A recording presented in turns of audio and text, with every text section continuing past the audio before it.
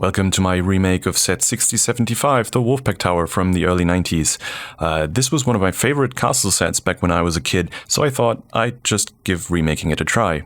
For my version, I decided to stay kinda close to the original design, but add a little bit of flavor here and there. Of course, you get the most important parts that make the set recognizable, the two towers and the arched bridge at the front. The walkway in the middle doubles as a drawbridge as well, and it has a functioning mechanism too. Although it's not very refined because I didn't spend a lot of time on it, but it works, even though you maybe have to help a bit on the last few centimeters. The ropes go through the windows right here, and in the original set, the whole front is built up with black bricks, which is supposed to be wood, I guess. But I decided to fill it up with light bluish-gray bricks and dark bluish-gray bricks because, well, it doesn't look as samey. You get more contrast this way and a bit more texture, and I like that more. And speaking of contrast, up at the front there are two trees with autumn leaves that add a little bit of popping color. Many people use autumn colors for their Wolfpack MOCs, and it makes sense. It just fits with the more earthy and reddish tones and accents that the Wolfpack uses. The rest of the landscape is pretty straightforward, just your regular sloped bricks stacked on top of each other to replicate rockwork. A bit of green tones in there to give it a more weathered and overgrown look in some places, but yeah.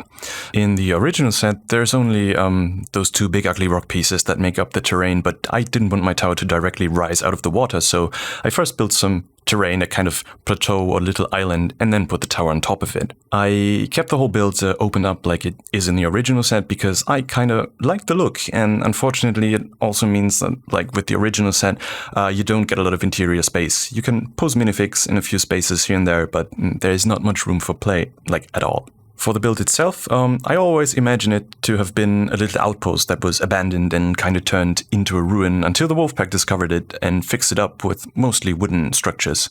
So the battlements are made up with those plates and tiles to give it that sort of rugged look. They're supposed to represent wooden planks that have been added on to the rockwork. Also, in the original set, you could open up the big ugly rock pieces to get into the interior, and I tried to replicate that at least a little bit. So you can pull open the walls here and get a little bit of access to the interior.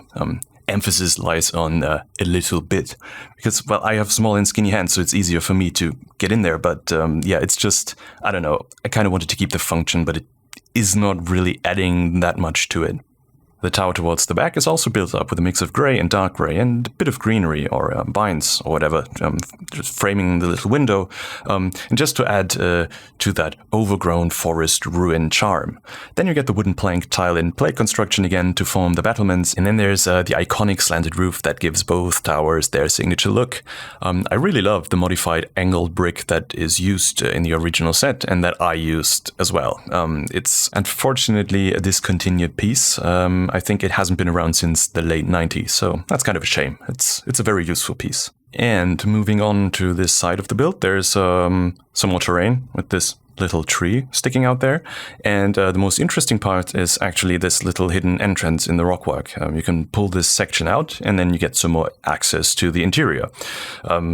There is a kind of a trench in the middle of the build, because I imagined there to be some sort of natural divide in the rockwork that can be used to make the tower more defensible. Like you have a little bit more space to overcome to get to the back tower, and you can use the divide as a place to store chests and crates, stuff you stole as the Wolfpack, or you can use it as a dungeon, and that's what I did here. I just put a forest man in there. He's being held captive. And the entrance in the rockwork can be used as an escape route, either for the prisoners or the wolf people themselves, when there's a siege going on or something and they need to leave. As for the interior, as I said, it's very sparse. There is a little throne chair thingy. There's space for a chest, and you can put minifigures in the towers and up on the walls, but that's pretty much it. There isn't actually any room to actively play inside of this thing. So there's one more feature or possibility for modifications left, and that's those modified bricks up on top here. You can add this beanie construction, which holds a prisoner cage or a corpse cage, depending on how long you keep the prisoner in there.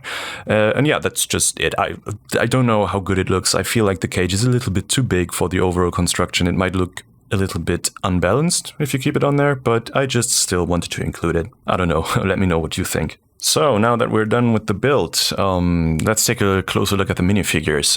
Unfortunately, so far I haven't been lucky with Pick a Brick. The new Wolfpack torso has been sold out all the time. I've seen it appear like for, I don't know, maybe 30 minutes or something. And when I updated the shopping cart, it was gone already. So that's, yeah. But I still got the retro Wolfpack torso, so I used those instead. The figures are actually really straightforward with not much going on in terms of colors or accessories, but I felt that it was kind of fitting overall. So yeah, let's start with the archer. He's kind of a ranger-looking archer with this kind of cape and the hood all covered up for, I don't know, being more hidden in the forest and being able to stalk people unnoticed. And, well, then I just obviously gave him a bow. I used the black bow because I thought it was fitting. And then there's just the quiver at the back that is also in the old brown, so it matches the torso. And it gives a little bit more contrast to the whole figure. So then let's take a look at the other ranged warrior, the crossbowman. He gets a crossbow, obviously, and a black quiver, so it kind of looks better on the brown torso.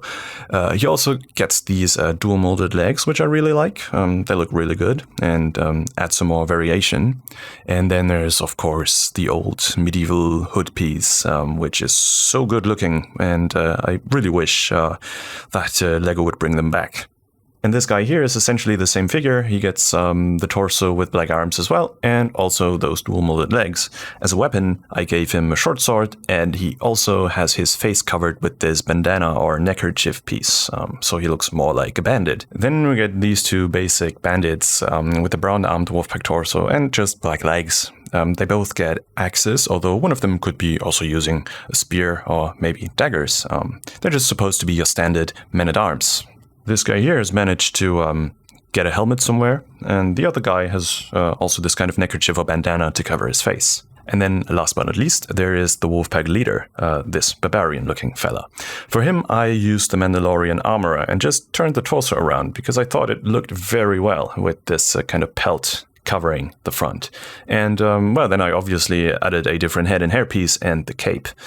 And as a weapon, he gets some sort of a warhammer or maul or whatever it would be called, just to distinguish him a little bit more and make him look more menacing with that kind of a weapon. And I think it works. I guess that was it for the video, because I don't think there's any much more interesting to say about this build, and well, other than that I had a lot of fun putting this together, because it made me feel really nostalgic, and it's my first actual LEGO Castle MOC, so yeah, I hope you enjoyed. But anyway, thank you guys very much for watching, and feel free to let me know in the comments what you think, or if you have any questions, and yeah, I hope to see you in my next video.